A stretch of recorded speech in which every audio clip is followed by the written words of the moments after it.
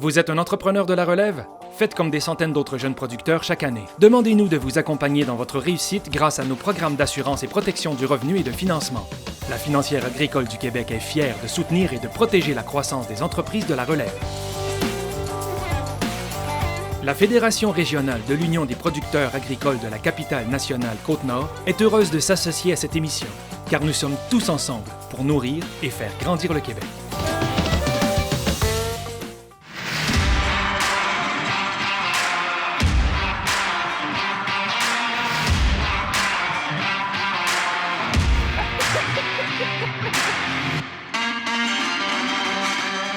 Bonjour à tous et à toutes et bienvenue à La Voix agricole. Cette semaine, nous allons parler de travailleurs étrangers. Pour ce faire, nous allons nous rendre du côté de Neuville à la ferme JP Côté pour rencontrer Janie Côté. Et ensuite, nous nous dirigeons vers l'île d'Orléans à Saint-François pour rencontrer Nancy Corriveau de la Seigneurie de l'île d'Orléans. Alors sur ce, je vous souhaite une très belle émission.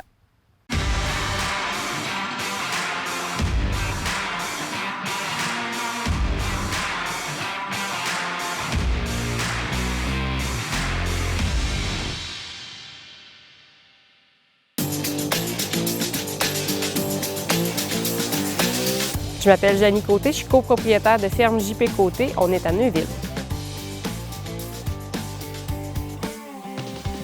Donc, moi et mon frère, on est la 5e génération. On exploite la ferme présentement avec notre père, Jean-Claude. L'historique, on est des producteurs laitiers, on élève des vaches canadiennes, on est dans le maraîcher, on fait le maïs de Neuville, du navet et du concombre, puis on a aussi une compagnie de déneigement pour l'hiver. OK. Et qui fait quoi sur l'entreprise? C'est assez diversifié, mais on a chacun nos forces, Oui. fait qu'on se place où on est meilleur. Moi, je gère vraiment tout ce qui est étable, le troupeau, la production, l'alimentation et aussi ressources humaines, vraiment travailleurs étrangers. Dempsey est beaucoup dans les champs avec Jean-Claude. Jean-Claude est tout ce qui est commercialisation des légumes, OK. c'est vraiment lui qui s'occupe de ça. Dempsey gère aussi beaucoup le déneigement l'hiver. Quand il neige, on est 9 tracteurs qui sortent. OK. Donc, ça prend 9 gars, dont Jean-Claude et Dempsey. Donc, c'est lui qui gère plus ça aussi avec les champs.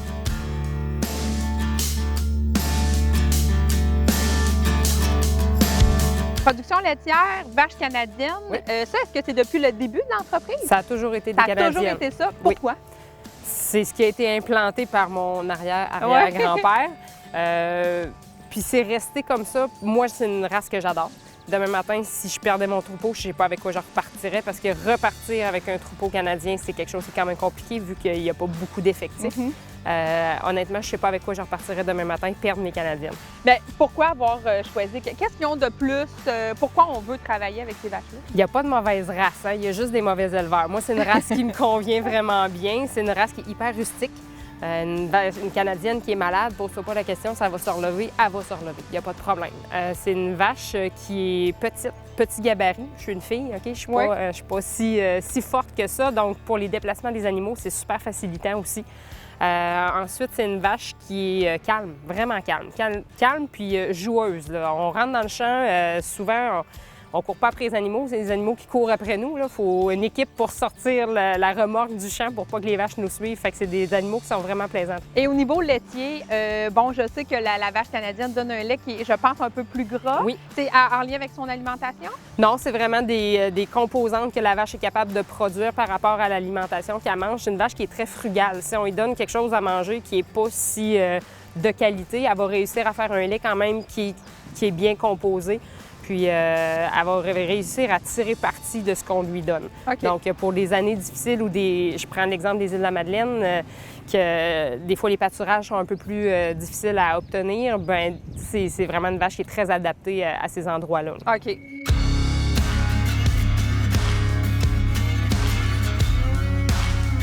Et ici, bon, c'est une ferme quand même d'une grosseur importante. Bon, vous êtes déjà quelques personnes de la famille à travailler sur la ferme. Vous aviez quand même besoin d'employés. Oui. Pourquoi? C'est quoi les tâches que les employés doivent faire ici? Bien, de tout vraiment. C'est sûr qu'on joue avec les forces des employés. Si on voit que quelqu'un n'est pas à l'aise à travailler avec les animaux, on ne le forcera pas à travailler avec les animaux. C'est sûr que tout le monde va au champ, tout le monde va dans le maraîcher, dans le triage maïs au garage. Donc ça, c'est sûr que tout le monde doit être apte à faire ça. Mais on essaie de jouer avec les forces des gens le plus possible. Puis on n'avait plus le choix. on n'était plus capable d'avoir de la main-d'œuvre québécoise qui voulait vraiment travailler avec nous. Tu sais, on s'entend qu'en production laitière, maraîchère, c'est tous les jours. C'est la fin de semaine aussi, c'est à Noël. C'est des heures aussi atypiques. C'est à Pâques, peu, les fins de semaine.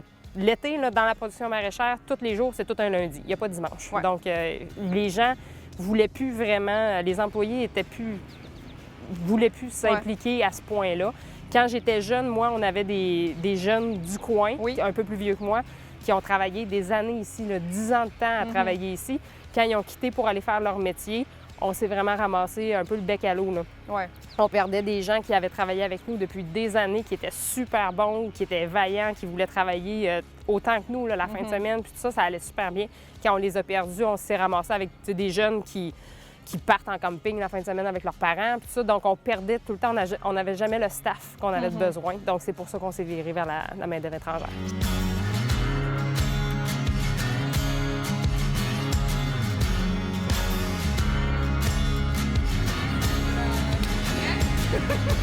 De la manière que ça fonctionne, les contrats de travail doivent être établis avant que les travailleurs arrivent. Donc, faut qu'ils sachent déjà qu'est-ce qu'ils vont faire. Oui, vraiment.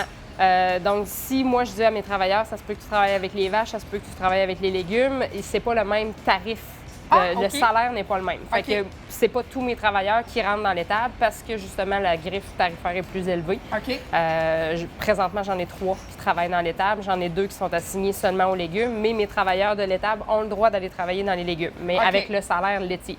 Fait que ça leur fait comme plus de salaire. Même s'ils travaillent juste 2 heures par jour, par exemple, dans l'étable, toutes les heures qu'ils font à la ferme sont payées avec le salaire laitier.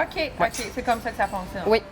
Et quand vous avez débuté justement avec les travailleurs étrangers, ça fait déjà 10 ans de ça, versus aujourd'hui, est-ce qu'il y a une différence au niveau, parce qu'on en parle souvent, là, la paperasse administrative, c'est ça qui est très lourde, on fait affaire avec différents pays. Comment ça marche chez vous?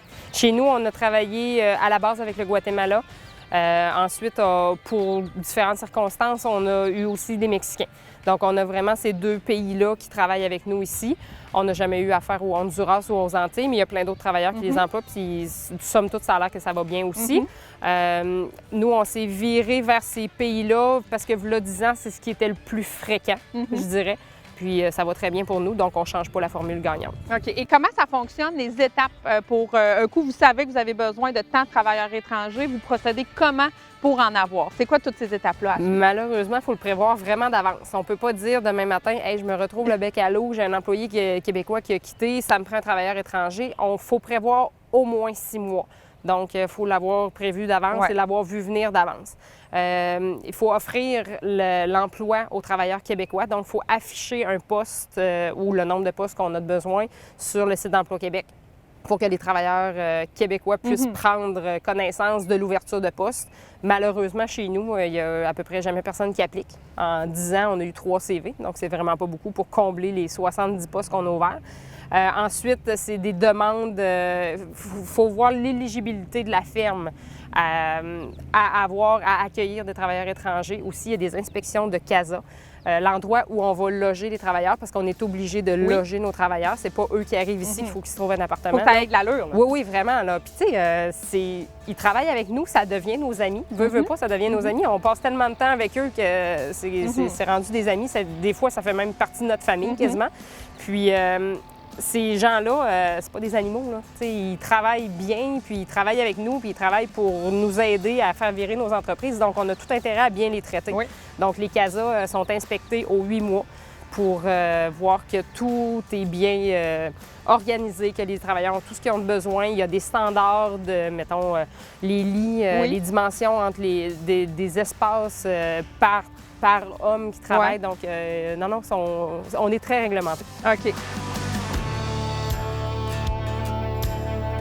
Nous, on les fait arriver milieu avril, début mai pour justement, les semences, ramasser la roche, nous aider à fermer notre hiver, débuter notre printemps là, pour vraiment starter ça comme il faut. Puis, ça va jusqu'à la fin des récoltes. Normalement, là, fin octobre, les derniers quittent 2e, 3e de novembre là, pour finir de setter l'hiver puis nous préparer pour l'hiver. OK. Et là, tantôt, pendant la visite, tu me disais que tu as aussi un travailleur qui vient durant l'hiver pour la ferme à l'intérieur. Exactement. Vraiment pour seulement le laitier parce que là, il n'y a pas de maraîcher à cette période-là. C'est ça. Fait que dans le fond, c'est le même processus? Oui, c'est les Mais mêmes demandes. C'est une juste. personne. C'est ça. Moi, quand je fais des demandes, il faut que je sépare mes demandes parce que j'échelonne l'arrivée de mes travailleurs. J'ai pas 7 travailleurs qui arrivent en même temps pour l'été. J'en ai qui arrivent au mois de mai, j'en ai qui arrivent au mois de juin, au mois d'août pour le maïs, dépendamment des récoltes qu'on a à faire. Donc, il faut vraiment prévoir les dates d'arrivée. Puis, il y a les dates de fin de contrat qui sont normalement là, à peu près toutes prévues pour le 15 décembre, sauf celui qui passe l'hiver avec nous. Il fête Noël avec nous. Il fête Noël avec vous. Oui, Fait que vraiment. vous l'accueillez dans votre famille? Oui, il fait comme partie de la famille. Il vient brunch avec nous autres. Puis souvent, lui, ce qu'il fait, il vient manger avec nous. Puis après ça, il repart à la casa. Il y a Internet à la casa. Oui. Donc, il se plug sur Skype puis il jase avec sa famille. Avec sa famille. Ouais. À distance. À distance. Ah, ben c'est bon.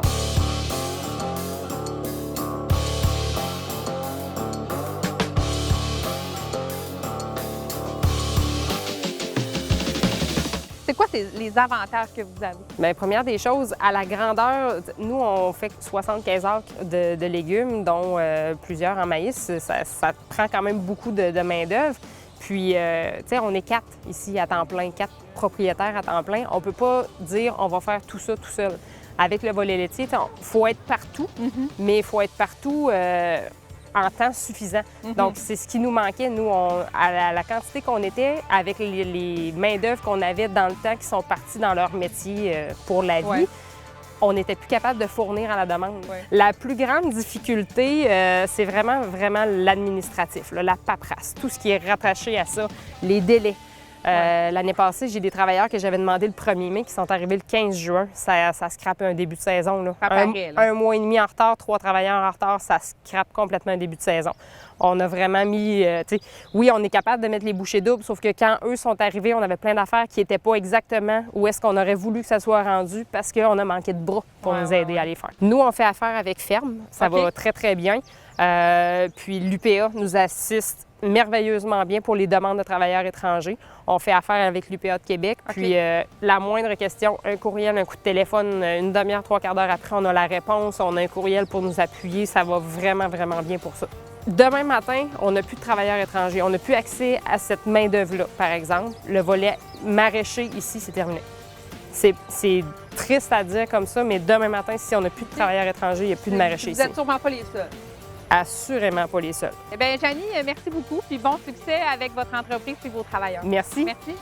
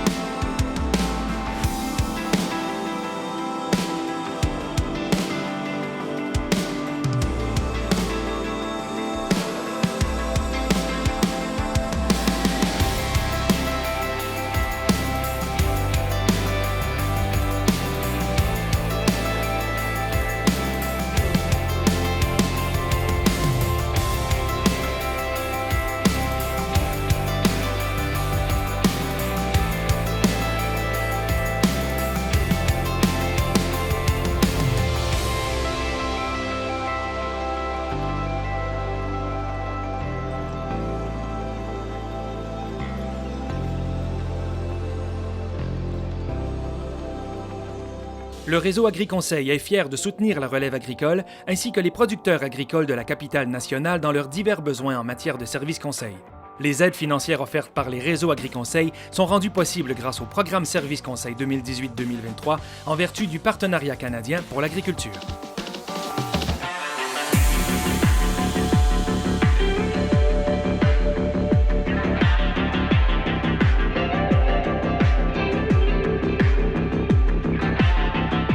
Je me présente Nancy Corriveau. Je suis fondatrice de la Seigneurie de l'île d'Orléans. Nous sommes à Saint-François de l'île d'Orléans.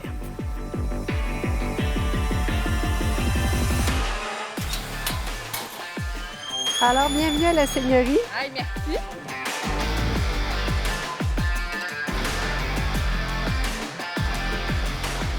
Moi, je suis l'heureuse maman de 6 enfants et dès la naissance du premier, il y a déjà 21 ans, j'ai eu le besoin d'essayer de prendre soin de lui et de le guérir. Et j'ai fait un cours d'aromathérapie. Et dans ce cours-là, on nous présentait la lavande. Et on nous parlait de l'huile essentielle de lavande qui disait que la lavande rendait l'impossible possible, le possible facile et le facile élégant. Alors, je me suis donné comme mission de rendre l'impossible élégant. Vous avez acheté ici en quelle année? Le 6 décembre 1999. Parfait. Et vous avez vraiment défriché, si on peut dire, vous avez arrangé toute cette seigneurie-là? Oui. Bien, dans le fond, il y avait quand même la partie centrale de la maison. Dans l'allée royale, il y a des vieux pommiers qui étaient là. Et il y avait les peupliers le long du chemin. Je dirais que c'est les principaux arbres qui étaient là. Le reste a été vraiment tout planté et tout désigné. Les premières années, j'ai eu l'aide d'une horticultrice, Mme Jocelyne Chagnon.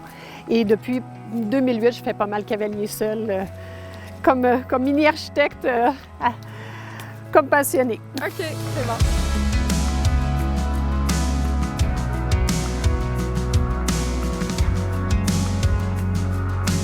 C'est quoi la production de lavande? Bien, dans le fond, pour nous aider, on a fait affaire avec un entrepreneur, Mme Linda Thibault, qui fait des boutures de lavande. Donc, la première étape, c'est qu'on lui demande des boutures, puis bien sûr, il faut préparer le sol. Les premières plantations, je les faisais sur un paillis de plastique, donc pour nous aider à contrôler le désherbage. Fait qu'il faut préparer le sol et un coup que la plantation est faite, on arrose un petit peu les bébés plants, mais la lavande, elle aime une plante sèche. Puis une plante aromatique, je vous dirais, plus qu'elle a un petit peu de misère, plus qu'elle produit d'huile. OK. Parce que l'huile essentielle, c'est son système immunitaire à elle. Elle se défend avec ça. Elle se défend avec ça. Fait que nous, c'est ce qu'on veut qu'elle se défende, parce que c'est ce qu'on veut, les huiles essentielles. Et là, vous avez appris par des formations. Vous avez travaillé avec des professionnels aussi. Ça vous a aidé, ça? La personne qui m'a aidé le plus, c'est Mme Jocelyne Chagnon, qui est horticultrice, ce que j'aime de cette femme-là, c'est qu'elle a un œil de lynx. Et j'ai quand même visité aussi beaucoup de jardins. Et le jardin, un de mes préférés, bien sûr, c'est le jardin de M. Cabot dans Charlevoix. Mm-hmm. Et j'ai juste compris que quand tu veux créer dans la nature, il faut que tu te laisses inspirer de la nature, puis après ça, tu le redonnes aux gens. Fait qu'à chaque endroit que vous avez, je me suis assis des fois des heures pour savoir qu'est-ce que je dois faire. Ici, par exemple, là, les escaliers étaient toutes faites. Puis ici, imaginez que moi, mon terrain va en pente jusqu'au fleuve. Donc, vous comprenez qu'il n'y avait rien. Puis je restais ici pendant des mois à savoir quoi faire pour la suite. Et à un moment donné, à force de regarder le canon historique qu'il y avait ici sur la propriété, je me suis dit, normalement, dans les châteaux, j'imagine que vous avez été en France, il y a toujours un étendue d'eau pour protéger la muraille. Alors, j'ai dit, ça me prend un étendue d'eau. Ça a pris 3 mois pour que je trouve la réponse. Mais un coup que j'ai trouvé la réponse, bien là, ça me prenait 25 voyages de terre pour tenir l'eau. Donc, la création vient à l'écoute de ce qui se passe, à l'écoute des choses, puis à l'écoute de ce que tu voudrais communiquer comme émotion, comme sentiment quand tu es dans un endroit. Et puis, je dis toujours aux gens, même si je ne suis pas là, vous allez exactement ce que je veux que vous ayez. Oui, c'est ça. C'est votre cour. Oh, oui, c'est la cour des enfants. La lavande, la boutique, les jardins, vous ne pouvez pas faire ça seul. Vous avez besoin d'employés. Oui. Justement, on est ici pour parler de vos travailleurs étrangers. Oui. Premièrement, depuis quand vous avez des employés, que vous faites affaire avec des employés? Donc, avec des employés, ça fait des années, là. Mon bras droit principal, c'est Mme Marie Plante, que vous avez rencontrée à la boutique depuis 2008.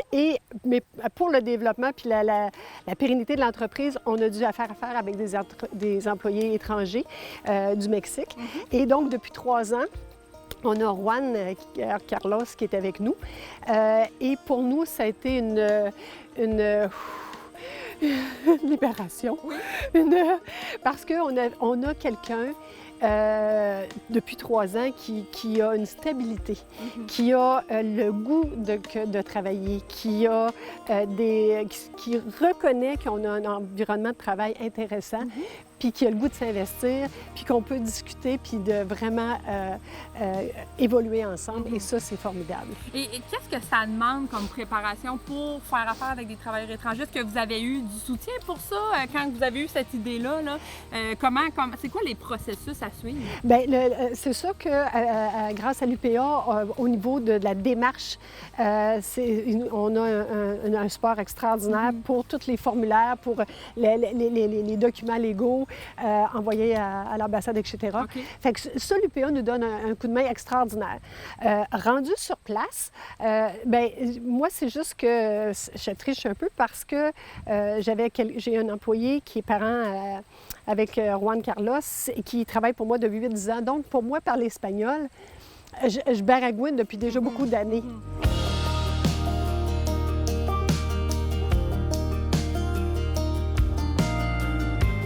Quand que les travailleurs arrivent, ça fait 3 ans, mais la première année, est-ce que c'est long avant que les travailleurs puissent comprendre le travail, puissent le faire vraiment comme il se doit? Tout ce qu'on demande aux gens, c'est d'avoir le goût de s'impliquer.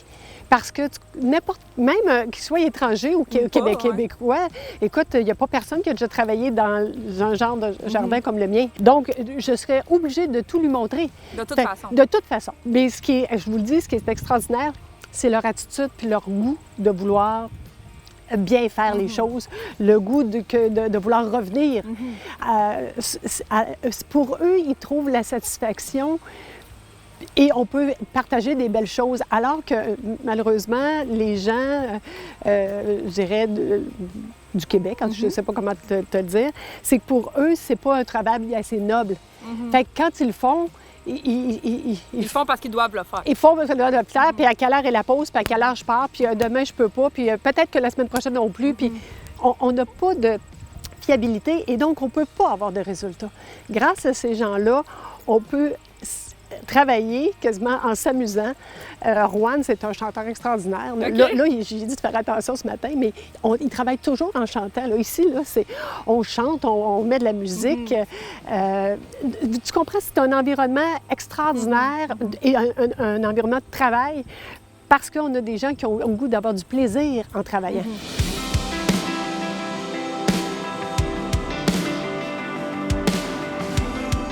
Le défi des ressources humaines, est-ce que vous le sentez que c'est difficile puis que d'année après année, il faut s'ajuster, il faut s'adapter?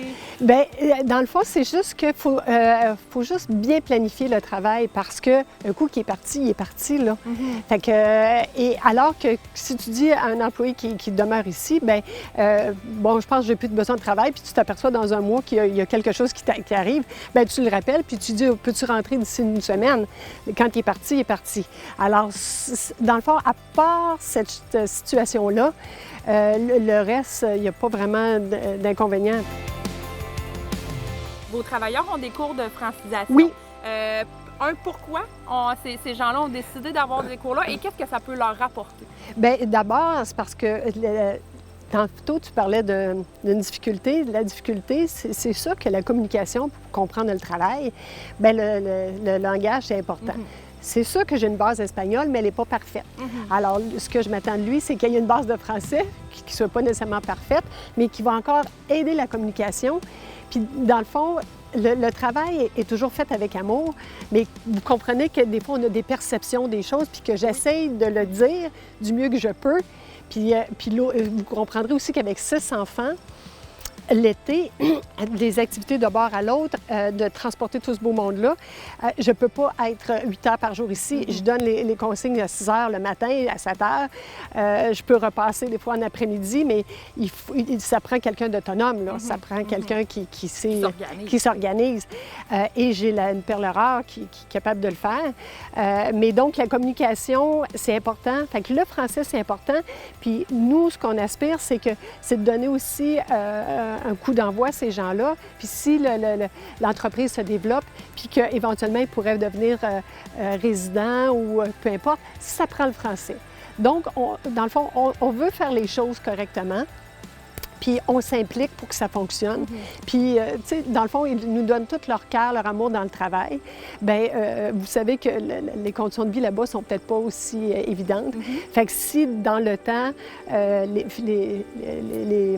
la situation fait qu'on peut avoir un travail permanent, bien, le français est une condition sine qua non. Quand vous avez vos travailleurs qui travaillent sur vos terrains, vous avez un paquet de trucs différents.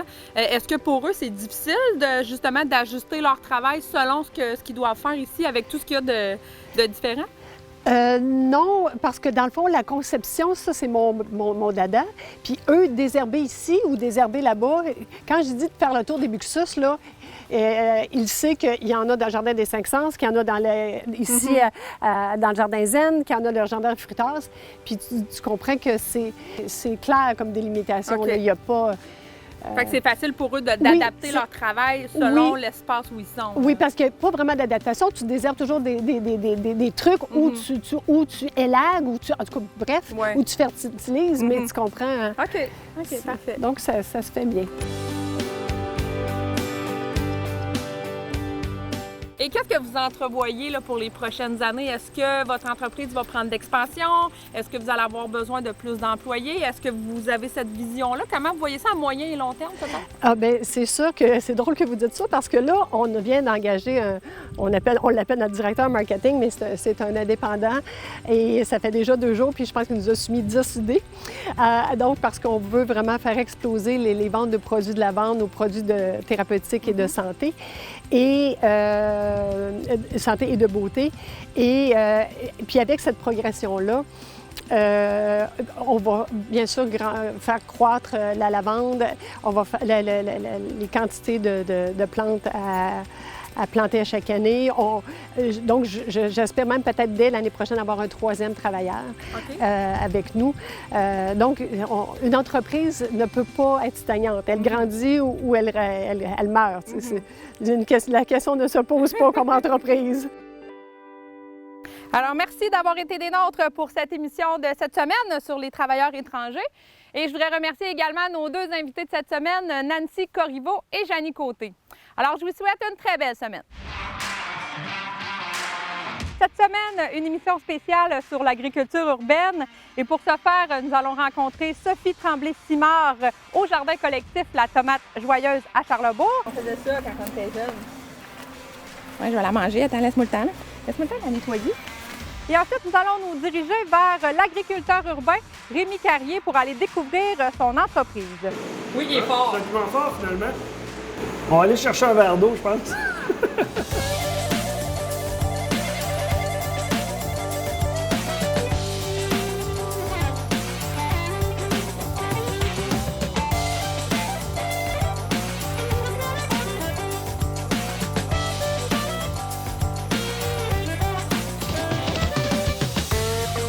Cette production télévisuelle est rendue possible grâce à un financement obtenu de l'entente sectorielle sur le développement des activités agricoles et agroalimentaires de la capitale nationale et de la ville de Lévis 2017-2019, qui regroupe 12 partenaires provenant du milieu gouvernemental, municipal et agricole.